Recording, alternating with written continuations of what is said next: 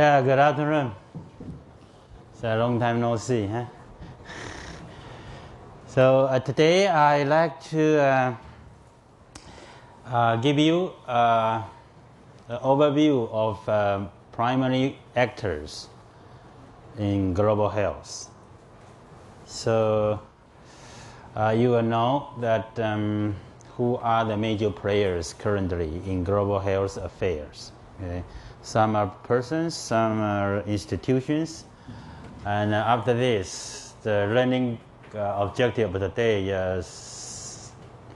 are too familiar with key players in the fields, and probably can also give you some insights or stimulus what you can do in the future if you are really interested in the global health goals. Okay. And the TAs told me that the internet is quite slow in our school, right? Because of this, a lot of people use this, huh, to occupy. But it's still very lousy. This NTU should not have this kind of service.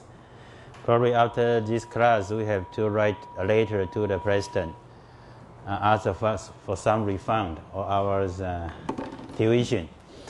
And how many people we have now in the world? 7 billion, right?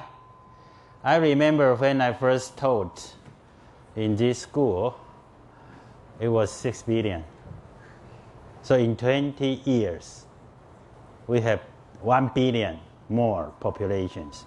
So the global health issues we're talking about is about 7 billion people living in this planet.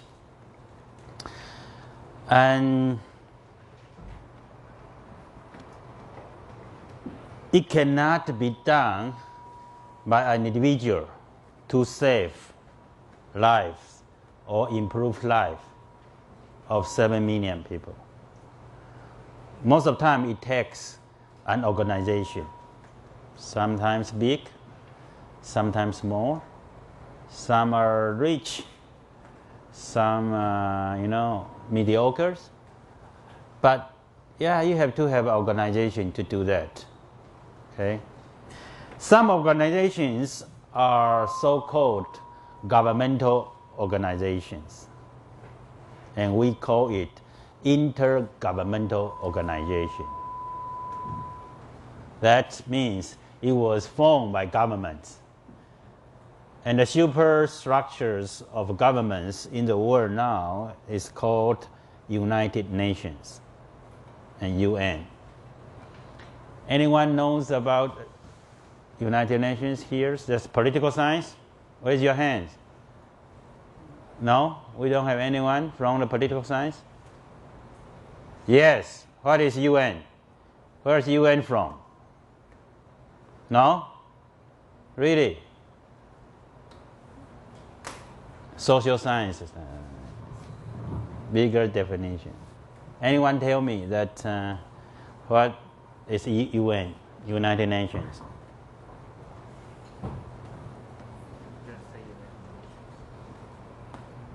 Or history majors, can you tell people that what is UN about? You mean the origin of UN, or? Yeah, where it's from and why we have this idea of UN? The idea of UN can date back to 1939 or 1940s when the Second World War begins and people are sick to another. So you have to be accurate, because you're talking about Second World War, so it should not be 30, it's 40, right? Yeah. Second World War begins in 1939 and ends in 1945. Okay. So the idea begins when the origin international organization, which is the nation alliances, couldn't have any function for us to stop the beginning of this war. Okay. So the people start to think, if we can end this war, then there should be another international organizations that have an actual power to stop any similar action. Yeah. And improve the quality of all human living beings. Okay, thank you. Very good. So it's from war, from the Second World Wars, okay, and its goal is for peace. So people think of we can form a super governmental organization to ensure peace, and this is from war, Second World War. And for people like me, we like to say we are the post-war generations. And people like you, what do you say? Post-PC generation or post-Google generation? No, you are much older than post-Google, right? So war is the most important thing in the middle of the previous centuries. Then we think of this, it's for peace. And yes, for majority of time, over the past 60 years, relative peace. We don't have world war, we only have regional war. Okay, when they are consolidated, these organizations that to prevent war, United Nations, which include communist and democratic countries together. But there are still many activities that time that not about war. Some are about health, which is World Health Organizations. Okay? Some are about children, we call UNICEF. They are specialized functions. And some are about the laborers, we call International Labor Organizations. So those somewhat independent organizations in the beginning was accumulated into United Nations. So they called UN organizations. So currently there's probably over 10 UN organizations. We call specialized organizations to deal with human affairs in a global scale. Okay, so apparently World Health is very important, and we will talk about World Health organizations when we are going on our class today.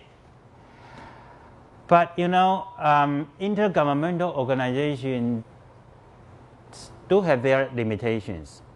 When you talk about government, what image you get? What image do you get? Yan Zhichen, when we talk about government, what invoke you? What's your relationship with government? Country?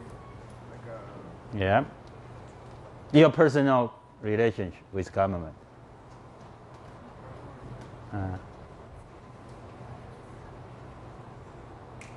Where are you from? From Panama. So, government give you passport, right? Sorry? Panama give you a passport? Yeah. Yes, so government give you a passport, right? And how can you enter Taiwan?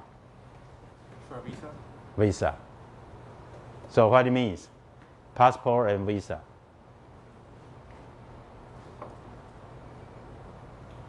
They have authority, and they give you restriction, right?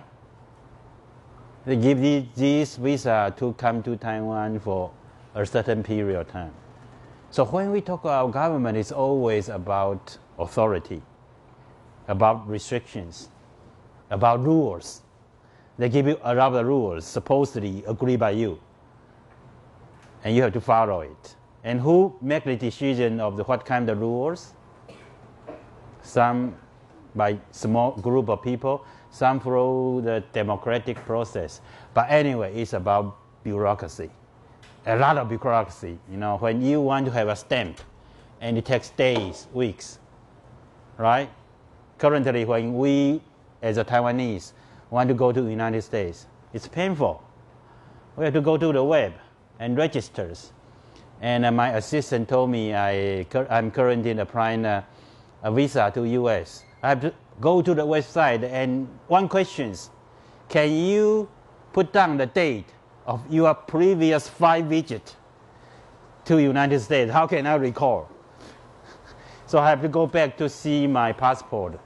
And when did I go to United States? Okay? And they asked me about the names of my parents. I don't know. A people of age of over 50. I want to go to United States. I still have to fill in my parents' name. These are bureaucracy. So just one travel takes time, takes documents. So all this activity drag down the mobility. And you know, we are talking about health, saving people's life. Then government drag your feet, right? They try to slow you down.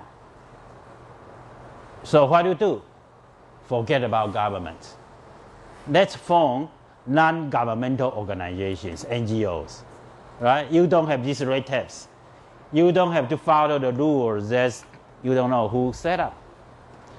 So there's a region of NGO which is trying to counterbalance the inefficiency, ineffectiveness, and bureaucracy of international governmental organizations. Well, by what way? My money and my manpower. So rich people has always tried to do something good by the money they have. So later on, I will introduce you the rich money from 19th centuries, Rockefeller and Ford. Okay? The rich money in 20th centuries, Bill Gates. Yeah. They earn a lot of money, legally or illegally. Okay? So they put for the money for charity use. So they form a powerful organization just for health, just for development. Okay? So this is one kind of NGO. We don't have time to talk about another kind of NGO which combine money and people. Okay? Many people first, then money. What kind of NGOs are like this?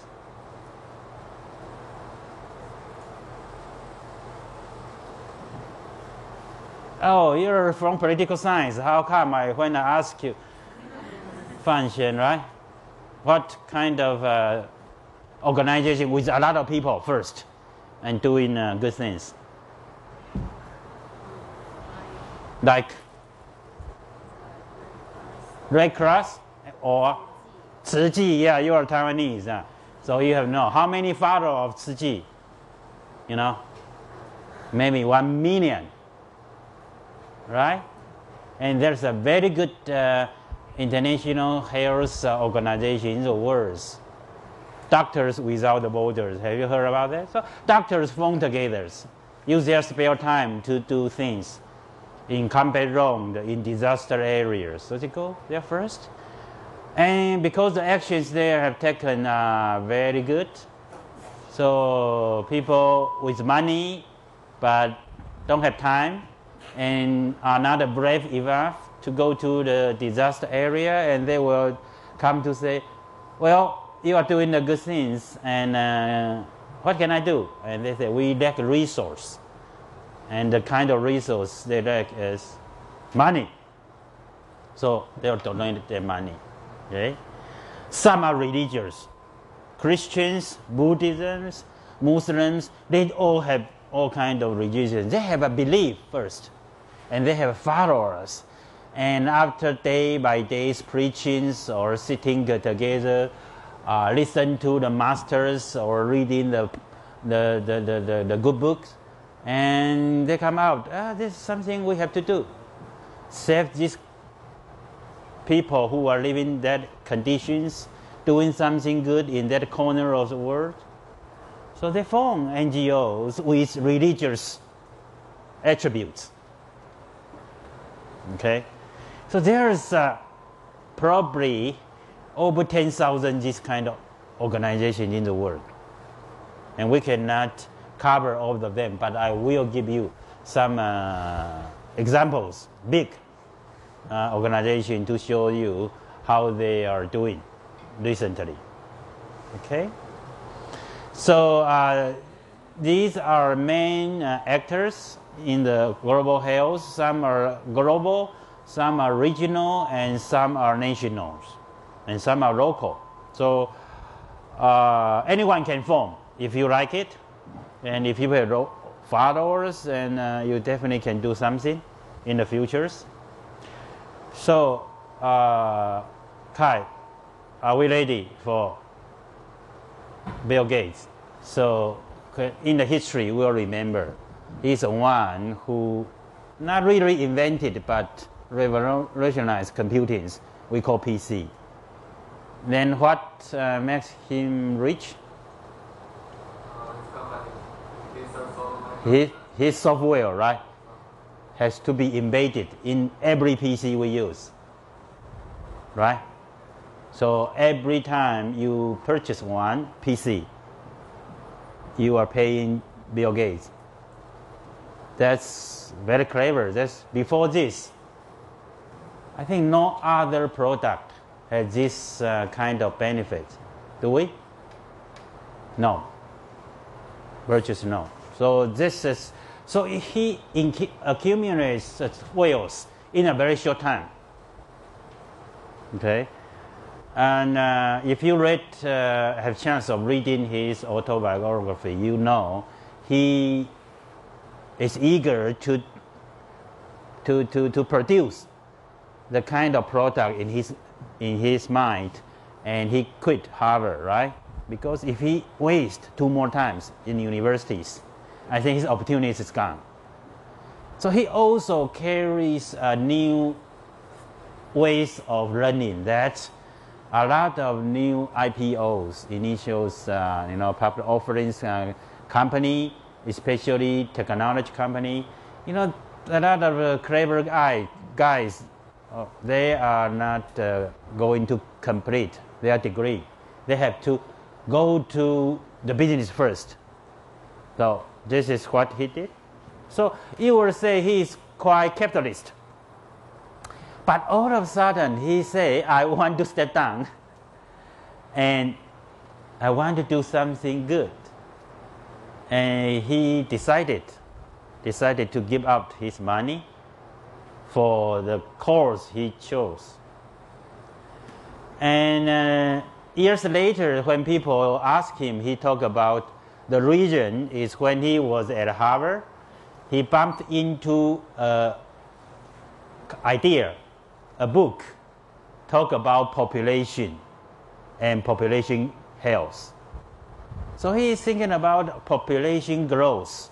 At that time, we have a theory called Malthusian's theory that population will grow exponentially, then the whole world will be overloaded, and the food is so scarce. So the whole, universe, especially our planet Earth, will going to die because just too few foods for too many people. That is also the beginning of modern environmentalism. People care about environment now. That's because of this population growth. And he loved it. He really loved it, and that's come into his mind. So when he make a lot of money and he married his employer in Microsoft world, Melinda, right? So when they got married, Bill Gates' mother wrote a small note to the one to be wife of Gates, say, you two are lucky couple. You are inherited extraordinary fortune that nobody in the world has the chance to have. So you too can do something special that other people cannot do. So they keep in mind, and both of them are interested.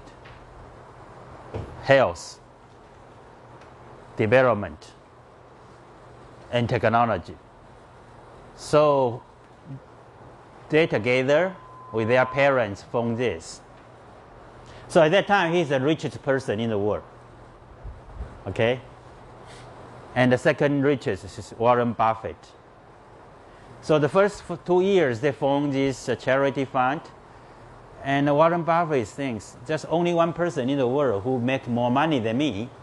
So if this guy decided not going to make more money and try to spend all the money in the rest of life, this man not only cleverer than me to make money, he must be cleverer than me to spend money.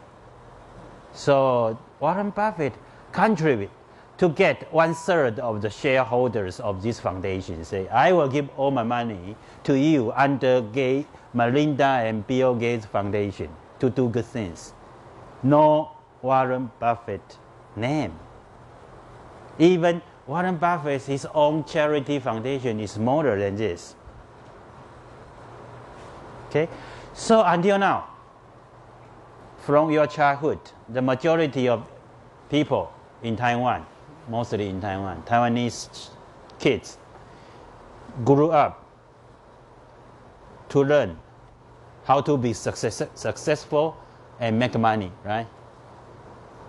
But you have to start, how will you spend money?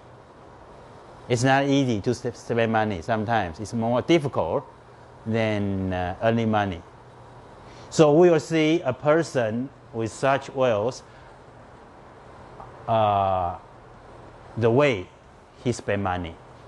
Okay, so this is Bill Gates Foundation, and they have 6 minutes, okay, to do the introduction. Polio occurs in these regions mostly between 1950 to 1970s, with peak around 1955 to 1965. And if you got it, that from the childhood, from the birth, then it affects our feet, right? One time, sometimes one leg, the other one is another one, and they paralyze the legs because of this virus. And there's 2 vaccines. In the beginning, is by injections, and later on we have by the oral intake. So even we have found these vaccines, but it still takes 30 years. We cannot eradicate it. So it's very, very challenging. And a guy like Bill Gates, he likes numbers, right? So he wants 0, and he wants 100%, because he likes his PC to be used, everyone. So his ideas, his ideology actually affects the actions, the topic he chose. And this is 2011 annual report, just published. So in documents, also in this format, I think it's quite instructive. And so he gets some partners to finish the last miles for the goal. So ready for this? He got very good partners to help him to do the campaign. Yeah. So because of polio is affecting feet mostly, so the team up of the football team is very interesting intermarriage. So polio and smallpox. You know smallpox? Right? The kind of disease in old continent, and was introduced in a new world, then killed millions of natives there and changed the history. And so it scares people, and the worldwide campaign eradicated in 1979. Right now, we still have some of this virus kept in certain labs, in case in the futures there will be another outbreak. but since 1979 until now, almost 25 years, no more case. And polio, we don't know that when we can get it, but Bill Gates tried to eradicate by 2025. So 2025 probably, right? Could be. If he does, so he will be written into history, not just for PC, Microsoft Word, and eradication of polio. So that's kind of work he's doing. Can we move on to other diseases this foundation is working on? Rotavirus. So smallpox is a kind of disease transmitted by person-to-person contact. So it's much easier if you reduce the contact frequency or distance of social distance, this kind of social isolations, and by good vaccinations, you can eradicate. But for polio and rotavirus, it's a disease transmitted by water or by food. So by the way you eat, through the hands, you touch the food and other materials, and through this mouth, it's more difficult because we eat a lot. We eat frequently, and it's not easy to keep clean. So vaccination is one way, but there's a lot of leaks. So it makes the combat of these two problems more difficult. So what to do? If another way, if we can keep the environment cleaner, that could be one solution. Because these kind of disease are from fecal transmissions. That means viruses are through the urination or through the waste you throw away, you generate. So if we can keep the environment, at least the living environments in your home and your neighborhoods cleaners, could be the solutions. So that's one way to do that. Environmental health, that's my major. Okay. So this coming summer, we are exploring possibility to do some of these kind of things in Malawi, in one of the countries, African countries doing this. So it's about global health. You can do some environmental health just to give people have more cleaner environment to save lives. So that's just a glimpse of the foundation's doing, and you can check with the website to know more. But lastly, this Bill Gates really believes in science and technology. So he put up global challenges. Gates Foundations put up a grand challenges, 1, 2, 3 pages. You don't need to write big proposals if you have great ideas. And when they open, you just submit. And if you like, then you are accepted. Then they give you money. And technical innovations and to for global health of global developments, food productions, etc. So if you like to do that, you can do that.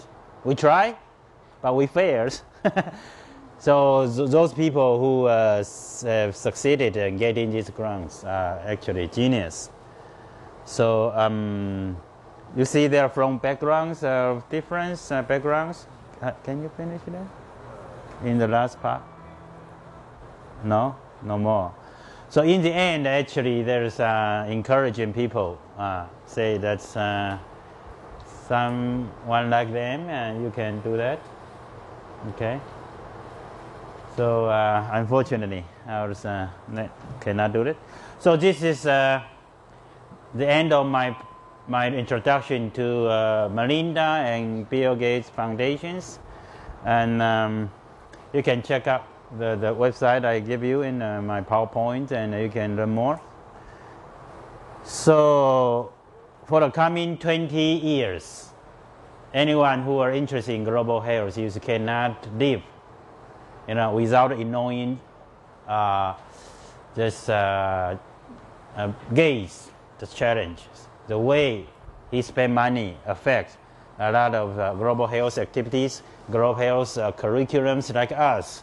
I gave these lectures. I need to talk about him because he's a real big player. You have no way of ignoring his contributions or his obstacles. Okay, so this is the first one. And remember, he talked about this eradication of polio. He mentioned WHO. He also mentioned Rotary Internationals. So sometimes in the Taipei, have anyone of you seen this bus advertisements by Rotary International talk about they are helping eradication of polio? So this one I talk about World Health Organization based in Geneva, Switzerland. Okay, that's Republic of China, Brazil, and the other two countries are founding members of World Health Organizations. So ROC is one of the founding members of WHO before United Nations was formed. So we are the original founders, but later on, after we was kicked out from UN and we are out of WHO. So in 1996, I paid my first visit to WHO, and until now, the front door of WHO still have the names of the WHO in Chinese, in traditional Chinese, 世界卫生组织. So it dates back long time, and it is an advocacy agency. They advocate health issues. The word advocate means they talk with limited actions, with limited resource, because the money for WHO are contributed by the member countries depending on your populations and economic status.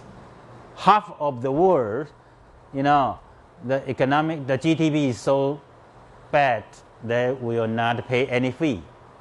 Okay, so their budget is I think is 100th or 1,000th of Bill Gates Foundation annually. So it's very little money to spend on real things, but they advocate because it's the World Authority of Health.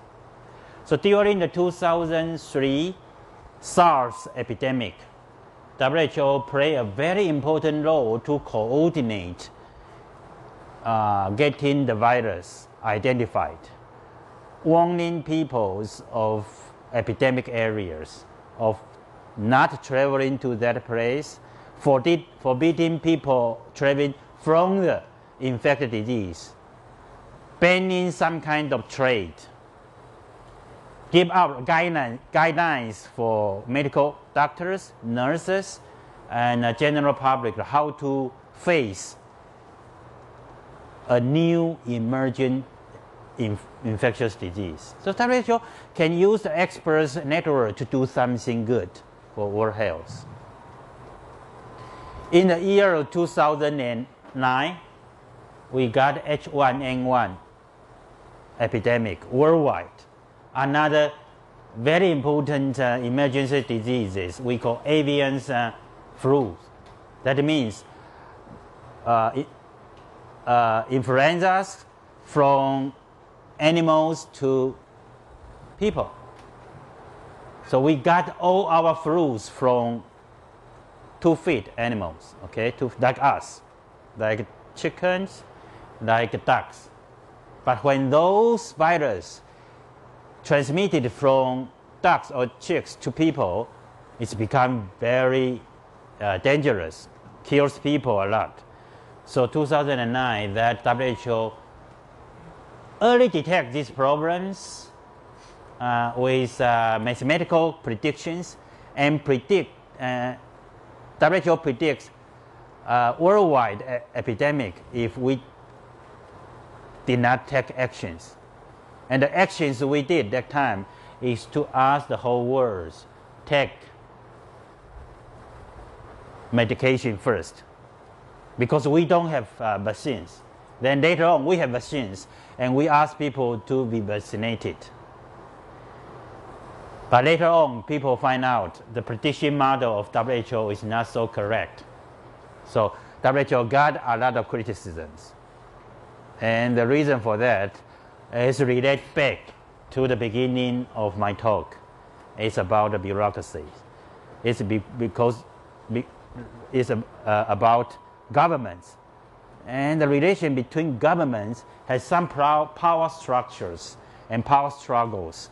And you know, sometimes experts' opinions will be distorted in the meetings by the people who attended, by the under-table dealings. So they got a lot of criticisms. So WHO is supposedly to governments international affairs of combating disease of global importance. Okay. So they deal with infectious disease and they also deal with non-communicable diseases. So in the past 5 years, WHO has allows a lot of awareness of the disease that is not transmittable by virus or bacteria. But it's kind of disease transmitted by lifestyles, diets, you know, all these kind of things. So are you ready to show some of the non-communicable diseases WHO is currently doing? Yeah, okay. It is a kind of epidemic because it's the disease included in this is heart diseases, cancers, diabetes, all this related to lifestyle. So in the futures, the global health issues will also about non-communicable diseases. And obesity is kind of epidemic. People think fast food is responsible for, okay? Fast food and fast eating. The reason you need to have fast food is because you are doing a lot of fast eating. And the reason you need to do some fast feeding is because the kind of urban lifestyles make you move faster. And you have more than 10 appointments per day. And you have to squeeze in your eating time. So, and you want to have a clean and edible food. And it comes this kind of chain stores. And chain stores provide you a fast food for your fast eating. So for non-communicable disease, one solution is not to eat fast food or not to do fast eating. So slow eating. And in order to have a slow eating, then you have to have slow down your life pace. And how to slow down your life pace? And you have to change the urban environment, including your schools, your homes, and your transportations. And how to cure it? It takes more than vaccine, right? There's no vaccines for non-communicable diseases. People have worked very hard to come up with a cancer vaccine. No, none of them. Nothing successful until now. So you have to have a combination of different approaches to combat this. So it's more difficult, and it takes policy, it takes some political commitment, and it takes social infrastructure changes. So United Nations in the last November has a World Summit on non-communicable diseases, and worldwide the leaders of countries say they want to make commitment to slow down this epidemic. The number one killer will be obesity. So worldwide, people are measuring the shape of your body. Okay, that's in the future, then we have to do that. And there are different kind of NGO organizations are working on this. Those NGOs organizations are about health behaviors, about this tobacco control, and about exercise, promoting exercise, this kind of NGOs. And if you want, and if you like this kind of activities, you can join these NGOs to do great things. One phenomenon in the world is bicycle tracks in the cities. So starting from Europe, and now in North America, especially Canada, then Asian cities like Japan, cities in Japan and Taiwan are catching up, are building more and more bicycles, tracks for people to use for daily commute. Even New York City, they are doing that. So the ideas behind that is you want to do more exercise, and you want to have enough physical activity to cut down your weight. Okay, so the experience you have in NTU campus will be a kind of experience that could be used in the futures. The way you use bicycle, are they friendly? Are they good? What's the chance of your bicycles are stolen by this way? And it is a good way to park. The classroom we are using now, when we planned it, we intentionally to build bicycles parking lots, right? Inside this, to encourage students to use. So all these are about health, and this is a worldwide disease of these NCDs. Okay, cancers. We still don't know much about cancers biologically.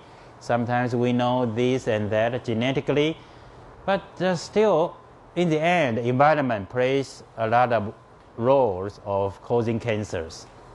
Air pollution from industries, from cars. How to solve it? Like cars emitted a lot of carcinogens, especially diesel cars, diesel bus. So what kind of policy we can have? Tax? Increase the kinds of buying cars or some types of cars. So discourage car using, right? Or transform car to emit less carcinogens. That's one way. You know what kind of cars has few smallest emissions of carcinogens? Apparently, electric car, right? Electric car. How about natural gas? Okay, then gasoline, then diesel. So just one city decided to have a natural gas bus, 100%, and did it. You know that? Seoul, South Korea. And about 10 years ago, I tried very hard to persuade Taipei City, and I failed. Until now, there's no more than 50 natural gas bus in Taipei. So when you are waiting on the bus-only lanes and waiting there, and you saw a lot of diesel emissions and gasoline emissions with black smoke, right? That's dangerous. So if we, as a citizen in Taipei, like to have the bus-only lanes, it's better to combine with natural gas vehicles. That will make your waiting time on the bus stops more pleasant and more healthy. So try sometime in Seoul. Every bus pass by, you don't see any color of emissions because they are all natural gas. Remember, Seoul is much bigger than Taipei, and there's no problems of the range of the bus. Okay, so, and the reason Seoul tried to convert it, you know why? What the reason? They have these decisions because of Olympic game. When you are bidding for Olympic game, you have to show people that athletes are not going to compete in the 30 cities. So they have to find a lot of ways to cut down. And they said, how about Beijing Olympic? We are friends from China. Where is it? Where are they from? Shandong. You know what has been changed in Beijing? What? The cars are restricted to drive on the road, depending on the numbers of your car. For example, today is June the 1st, and then only the car with any number of 1, 3, 5, 7, and 9 drive on the road. Yeah. Okay. So before Olympic game, there's a lot of electricity provided by coal power plant. Neighboring Beijing, especially in a Great Wall area, there's a big and also a very big steel company. So they decided to move it. There's only authoritarian countries can do that. Move it. Instruction say you have to move it and move it. So they cut down a lot of emissions. Then, before the Olympic game, Beijing used a lot of low-grade coal to do the heating. And the government said, no way. All have to be gone and replaced by natural gas. So they cut the majority of emissions. Then comes to cars. So during the Olympic game, they actually banned all private cars. Banned the use of all private cars. Only taxis and official cars. After Olympic game, they did the way is the odd number and even numbers. Yeah. During the Olympic Games, half of the public cars are banned every day. Yeah. Depending on the number of your cars. Odd and even numbers, right? Like Monday is odd number, and this kind of practice. Yes. So they succeeded for those few days. It's clear, very clear that it's cleaner. But after the Olympic Games, still they enforce the policy, but the growth of cars is tremendous. So now the pollution coming back, and they are going to do the next phase policy, try to cut it down. The reason I am so familiar with this is I was almost involved in air pollution study on athletes in Beijing, because I completed a study in Taipei, and it was just published. And Americans were so worried about air pollution's effects on their athletes. So National Institute of Health sponsored a study in Beijing together with Beijing Environmental Agency and Beijing universities. And they are following Professor Chan's protocol to conduct the study. So they consulted me, and I asked the PI, principal investigator, say, you had to put my name as advisors. And they say yes, they will go to their boss to ask permissions. And apparently, the answer is no. Yeah. They cannot allow the Taiwanese as advisors on this research. But all these researchers are very familiar with me, and we are still keeping good contact. And there are already about 10 papers talking about the air pollution control policy, reduce pollution levels in Beijing, and has lowered the health impacts to the residents of Beijing. Okay, so remember, we go back to check CNN that time. American athletes arrive in Beijing airport. When they step out of the airplane, they are wearing masks. They try to protect their land to win the gold. So they try to protect when they are outdoors. And the only day they will not wearing mask is the day they compete. Okay, so policy for the NCDs, you have to have policies. Very important governmental policies. International organization force the society to change. So if there's no Olympic Games held in Seoul or in Beijing, the air pollution cannot be cut down so earlier because there's no need. Sometimes local needs is not enough. International needs could mean some things. You know, I frequently got phone calls or interview from Hong Kong or Singapore asking me about air pollution in Taipei because some company want to send their employees to work in Taipei, and they heard about air pollution in Taipei, and they were phone me to ask advice. So one time I got a phone call from Hong Kong, and the person who were working in Hong Kong were quite worried about the children of their children that her children that they have asthmatics. So they say this the air pollution are killing their children, so they are quitting. Ask my advice and whether it's a good idea or not. And I check the air pollution level they gave me. They say, yeah, it's better to go. So they asked the company to transfer to another locations. And which locations? Taipei. He checked. He asked me about this pollution level. Not good enough. So finally, she was transferred to Singapore.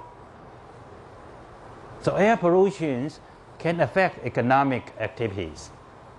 Okay. So just to give you examples, for NCD it's not easy. Takes different kinds of combination of policies. Okay. So this is what WHO is doing, and I don't have time to do others like UNICEF. It's mainly about children and also education. World Bank, the combination of central banks in the world called World Bank. They are working together to work on sustainable development, caring about the forest in Amazon and caring about the oceans, caring about the rivers, because if you want to build dams, you have to have a lot of capital investments, and World Bank will loan you money, your company, your country money, so they can influence a lot of health. And the next president of World Bank is a doctors. Okay, the one I show you in the first class, right? Dr. Kim, currently president of Dartmouth University, has become president of World Bank. So you will see World Bank in the future do a lot of global health and global developments with sustainability considerations. Okay, so and the other tools are Rockefeller's foundations, mainly about population, reproductive health. Ford foundations, I think, is about democracy, about political involvement, administrative structures, all these kind of things. So these are very good, very important players, and in the future, if you like to work with them or work for them, there is all good organization you can do. So hopefully I give you some good introduction to the major players, actors of global health.